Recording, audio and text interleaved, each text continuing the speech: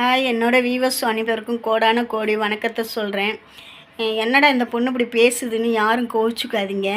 என்னோடய உறவுகளை நான் யாரையுமே பேச மாட்டேன், விட்டு கொடுத்தும் பேச மாட்டேன், விட்டு கொடுத்தும் போக மாட்டேன்.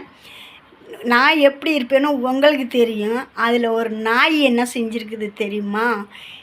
அம்மா பார்த்து கிடக்கையில் அந்த நாய், ஏன் நீ அம்மா பார்த்தப்பவே சாக வேண்டியதானே, ஏன் உயிரோடு பொழைச்சான்னு கேட்டிருக்குது. அது பொழைக்க வச்சது நீங்கள் என்னைய. அந்த நாய் கேட்கணும்னு அவசியம் கிடையாது.